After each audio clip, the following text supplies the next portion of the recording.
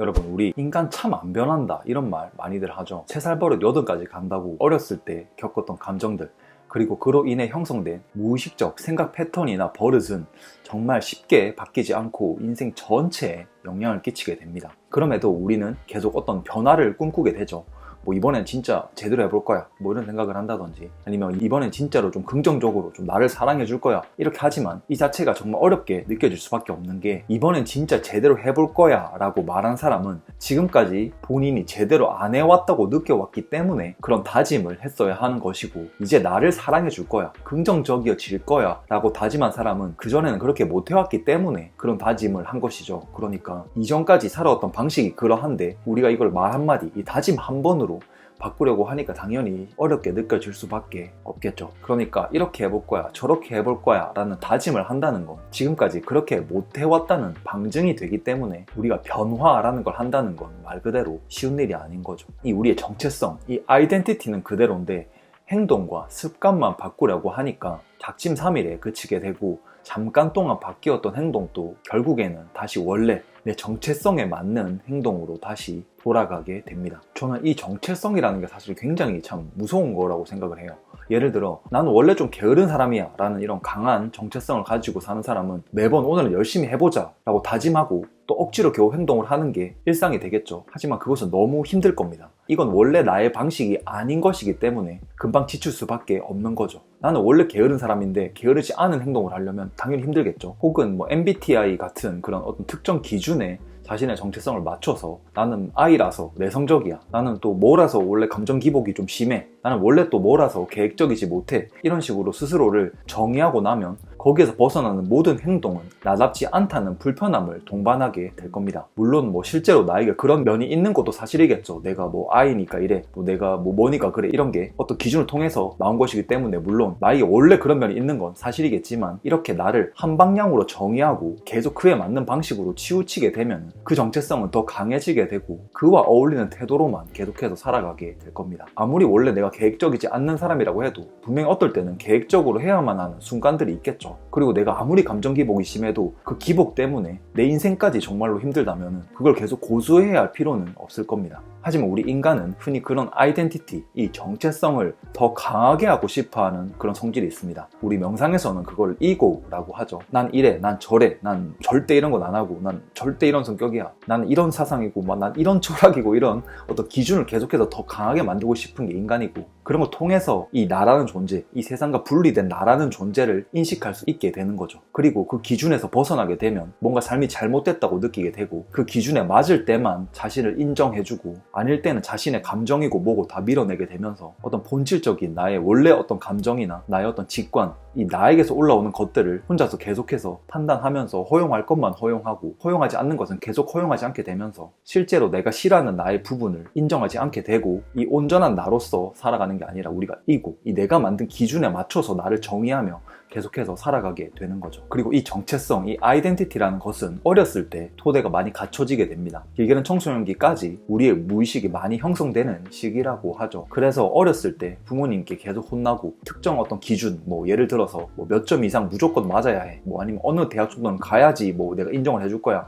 이런 기준 속에서 계속 살아갔다면 내가 이런 기준을 맞추지 못하면 사랑받지 못하는 존재라고 여기게 될 겁니다. 그래서 이런 분들은 사랑받기 위해선 뭔가를 이뤄내야 한다 라는 착각 속에서 계속 사랑을 얻기 위해서 노력을 해야만 하는 상황에 계속 자신을 놓이게 합니다. 이렇게 우리의 신경계가 불안정함을 사랑이라고 오인하게 되면, 그러니까 우리 자체로서 누군가에게 사랑받을 수 있는 존재가 아니라 어떤 특정 나, 어떤 뭔가를 이루었을 때나 이런 방식은 아니고 반드시 이런 방식일 때만 사랑받는다고 느낀다면 항상 불안정한 관계를 끌어오게 되는 거죠. 자신은 그걸 원하지 않는다고 의식적으로는 말하지만 내 무의식이 그런 관계를 원하게 된다는 겁니다. 부모님이 시험 너 이 정도는 맞아야 돼, 뭐 이 대학은 가야 돼, 이런 기준들이 있었다고 하더라도 우리는 부모님을 사랑하죠. 사랑하지 않는다라고 말씀하시는 분들도 있겠지만 그 사랑하지 않는다는 감정조차 굉장히 사랑해서 일어난 감정일 겁니다. 너무 사랑받고 싶었지만 그 사랑이 채워지지 않았기 때문에 오히려 미움을 갖게 된 것이니까 그것도 역시 사랑이라고 말할 수 있겠죠. 그러니까 우리는 그런 상태를 사랑이라고 여기게 되는 겁니다. 어떤 불안정한 상태, 그리고 내가 계속 노력해야 되는 상태, 내가 노력해야만 사랑을 얻을 수 있다 라고 하는 것이 사랑이라고 여기게 되고 우리는 계속해서 그런 상황을 만들게 되는 거죠. 연애를 할 때도 이 사람을 만나든 저런 사람을 만나든 계속 그런 비슷한 사람들을 만나게 되고 뭐 친구 관계나 사회에서도 꼭 그런 사람들과 문제를 겪게 되면서 힘든 관계를 계속해서 만들게 될 겁니다. 그런데 여기서 진짜 무서운 점은 만약에 이분이 내가 이렇게 느끼고 있구나 이걸 알고 내가 바뀌려고 한다면 괜찮겠지만 이걸 인지하지도 못하는 경우가 굉장히 많습니다. 내가 원래 그런 사람이라고 그냥 생각을 하는 거죠. 그게 내 정체성이고 그게 나라고 느끼면서 살아가기 때문에 근본적인 문제가 무엇인지도 모르고 또 뭘 바꿔야 하는지도 모르고 계속 난 왜 이런 관계만 반복되냐고 이렇게 계속 좌절하게 되는 거죠. 주변에서도 분명히 그런 분들을 보셨거나 본인이 그렇게 느끼고 계시는 분들도 계실 겁니다. 계속 나는 왜 계속 이런 사람만 만나지? 나는 왜 계속 이런 상황에 놓이게 되지? 이렇게 외부 상황이 계속해서 뭔가 불운으로 닥쳐오는 것 같지만 사실 그 상황은 내 무의식 속에 그 감정을 해결하기 위해서 무의식이 그 상황이나 그런 사람에게 계속 반응하게 되고 그런 사람을 내 인생에 계속 끌어오려고 하기 때문에 그런 것인 거죠. 그렇다면 어떻게 해야 될까요? 지금까지 계속 해온 이야기를 따라 그냥 결론만 이야기하면 이 정체성, 이 아이덴티티 자체를 바꾸면 될 겁니다. 하지만 그게 쉽지 않겠죠. 우리 아까 말했던 것처럼 이렇게 할 거야 이렇게 한다는 것 자체가 내가 그걸 안 해온 아이덴티티로 살아왔다는 의미이기 때문에 이걸 갑자기 바꾼다는 거 당연히 쉽지 않을 겁니다. 어떤 특정 다짐이나 특정 외부 행동이나 이런 것들을 통해서 나를 바꾸려고 해도 계속 작심삼일이 되는 게 바로 이런 것 때문이죠. 그게 쉽지 않기 때문입니다. 그리고 아까 말했던 것처럼 그 문제의 본질 자체를 모르기 때문에 바꿔야 하는지도 인지를 못하는 경우도 굉장히 많습니다. 그게 사실 제일 위험한 단계겠죠. 굉장히 억울할 겁니다. 계속 왜 그런지 이유를 알 수가 없으니까. 그렇기 때문에 우리는 뭘 해야 되냐? 역시 명상을 해줘야 될 겁니다. 우리 명상이라는 것은 제가 항상 강조를 하지만 이 참나, 이 본질의 나로 돌아가는 훈련입니다. 이게 단순히 철학적인 의미에서 그런 게 아니고 우리가 계속 내 안에 뭔가를 계속 감정을 판단하고 느끼고 싶지 않은 감정이 있고 그리고 허용하고 싶지 않은 직관이 있을 겁니다. 뭐 예를 들어서 내가 어떤 직관이 있었는데 그래서 내가 이렇게 해보면 뭔가 잘 될 것 같은데 라는 생각을 했지만 그걸 실제 행동으로 옮기지 않았다면 그것은 생각 층면에서 계속 그치게 되고 그게 안 된 이유를 내 탓이라고 하기보다는 뭐 세상 탓을 할 수도 있는 거고 뭐 주변 사람 탓을 할 수도 있게 되는 거고 그런 식으로 이미 내 방어 기제를 만들어 놨기 때문에 그것 역시 계속 허용되지 않는 나의 감정 중에 하나가 되는 겁니다. 어떤 직관이나 어떤 아이디어들. 근데 그런 직관이나 아이디어들 어디서 나오죠? 우리 그냥 뇌에서 그냥 갑자기 나오는 걸까요? 우리가 어떻게 갑자기 생각을 해서 이 생각이 어디서 나오는지는 아주 많은 이야기들이 있지만 그리고 정확한 정답은 없지만 어쨌든 우리가 이 인간이라는 존재, 이 나라는 존재에서는 이 우리 신경계에서 나오는 거죠. 우리 신경계 전체에서 앤드류 휴버만이 말했듯이 우리 뇌는 단순히 뇌가 아니고 이 뇌는 척수와 연결되어 있고 이 척수는 모든 신경계와 모든 장기와 연결되어 있고 거기서 우리가 마인드 그 마음이라는 게 형성이 된다라고 얘기를 했죠. 그러니까 우리가 마음이라고 하면 이 뇌에서 일어난 자극이라고 생각하기 쉽지만 사실 그렇지 않다는 겁니다. 이 척수도 뇌에 포함이 되고 그와 연결된 모든 신경계 그리고 그와 연결된 장기, 근육 이 몸 전체에서 마음이라는 것이 일어난다는 거죠. 그런데 우리가 계속 어떤 방어기제 그리고 어떤 두려움 때문에 계속 나를 허용하지 않게 되는 것이 인간이고 그렇게 형성된 우리 무의식 패턴 계속 똑같은 방식으로만 생각하면 계속 똑같은 방식으로만 생각하게 되고 생각하지 않았던 방식이나 허용되지 않았던 감정들은 실제로 그와 관련된 감정을 느끼는 어떤 신경계들과 장기 기능이 점점 꺼지게 되면서 이 신경회로도 제대로 소통을 하지 못하게 되는 거죠. 그래서 우리는 느껴주지 않은 만큼 계속 어떤 망상에 계속 기대게 되죠. 우리는 계속 생각을 하면서 이렇게 되면 좋을 텐데 뭐 이렇게 되면 안 돼 뭐 이런 여러 가지 생각들을 계속 하게 되면서 신경회로가 균형 있게 소통할 수 있도록 가만히 느껴주는데 써야 할 에너지를 계속 생각에 쓰게 되면서 그 기능은 약해지게 됩니다. 그러니까 진짜 참 나로 돌아간다. 이 명상이 참 나로 돌아갈 수 있게 해준다. 라는 말이 단순히 철학적인 말이 아닌 것이 실제로 이 생각, 우리가 지금 하는 생각들은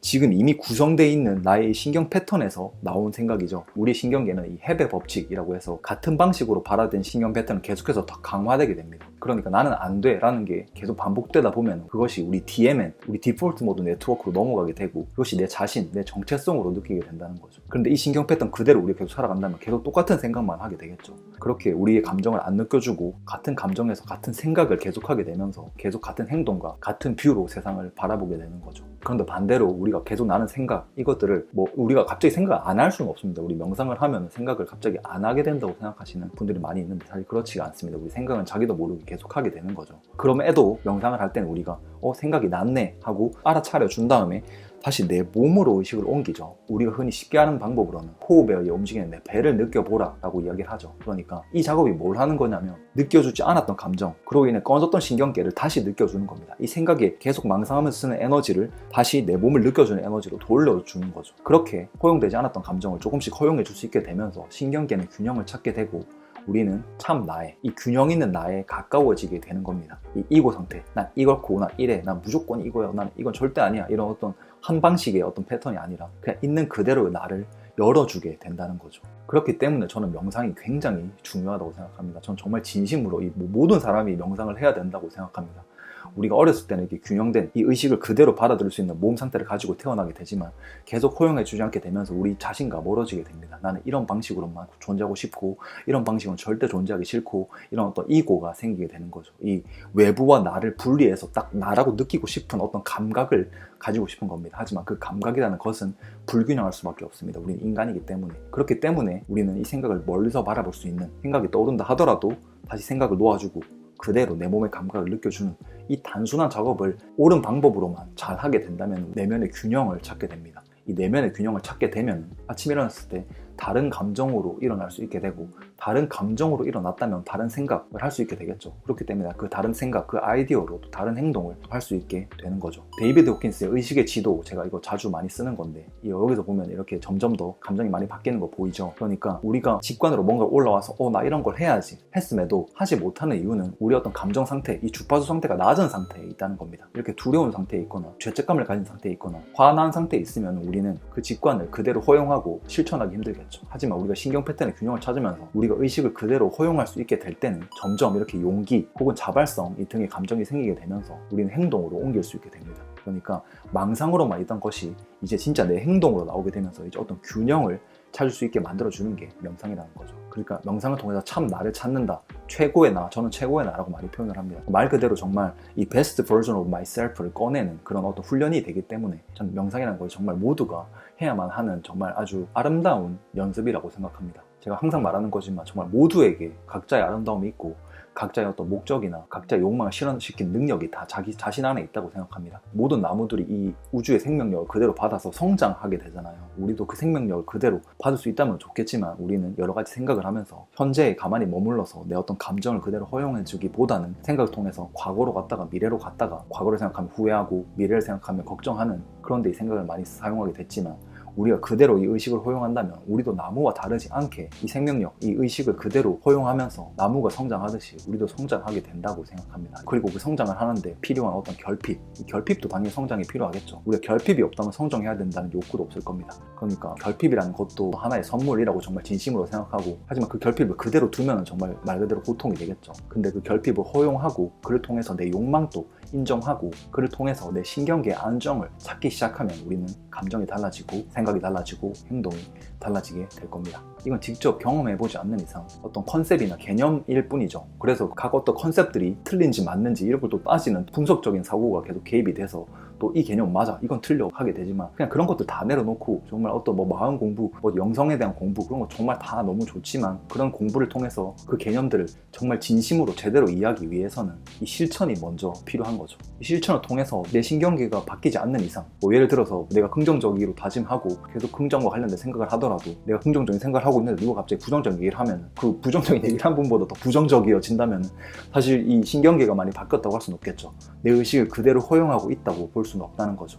그러니까 이 공부라는 것도 물론 좋지만 그 공부를 더 깊게 하기 위해서는, 그 공부를 통해서 얻은 개념들을 제대로 이해하기 위해서는 이 실천적인 행동이 훨씬 더 중요하다는 겁니다. 그러니까 반드시 이 생각을 내려놓고 나를 그대로 느껴주는 명상 꼭 해보시기를 추천드립니다. 그리고 이 명상을 더 제대로 이해하고 옳은 방식으로 제대로 실천해보고 싶다 하시는 분들은 밑에 고정 댓글을 클릭하셔서 무료 강의로 한번 시작해보시기를 추천드립니다. 무료 강의와 그리고 그와 함께 오는 실천 가이드로 명상을 꼭 실천해 주시기를 바랍니다. 이 무료 강의는 정말 명상이 이 최고의 나를 어떻게 이끌어내는지 어떤 방법과 또 그 이유들, 그리고 그때 할 수 있는 경험들, 그런 경험에 대한 이야기들도 그 무료 강의에 담아뒀으니까 관심 있으신 분들은 무료 강의 신청하셔서 명상 꼭 해보시길 바랍니다. 아니 그냥 관심 없으셔도 한번 해보시길 바랍니다. 제가 말했던 것처럼 명상은 어쨌든 한번 배워놓으면 계속 쓸 수 있습니다. 제가 항상 그 아놀드 슈왈츠제네거의 말을 많이 인용을 하는데 명상을 1년 동안 하면 인생 전체가 명상이 된다. 그러니까 이 명상이라는 거 처음에는 좀 어렵게 느껴질 수 있지만 하다 보면 정말 재밌어지는 순간이 분명히 오게 됩니다. 허용하고 싶지 않아도 감정이 막 올라올 때가 있습니다. 그럴 때 정말 힘든데 그걸 허용하고 그 허용하는 방법을 알기 시작할 때부터는 재밌어집니다. 왜냐면 이거 허용한 만큼 내 마음이 편해지는 게 일상생활에서 계속 느껴지기 때문에 이 두려움을 허용하는 게 점점 재밌어지는 거죠. 그리고 그 혜택이 체감되면서부터는 제가 명상을 하지 말라고 말씀을 드려도 계속 명상을 하게 될 겁니다. 할 수밖에 없게 될 겁니다. 그리고 일상 전체에서 명상을 사용하게 될 겁니다. 내가 화날 때도, 내가 기쁠 때도, 내가 뭔가에 집중을 해야 될 때도 이 명상을 활용을 하게 될 겁니다. 이게 무슨 말인지는 명상을 하면서 더 느낄 수 있게 될 겁니다. 자, 오늘의 영상은 여기까지 하겠습니다. 오늘 영상이 도움이 되셨다고 생각한다면 이런 도움 계속 쉽게 받아보실 수 있도록 구독해 두시면 더 편하게 도움 받아보실 수 있을 겁니다. 다음에 또 다른 영상으로 찾아오겠습니다. 감사합니다.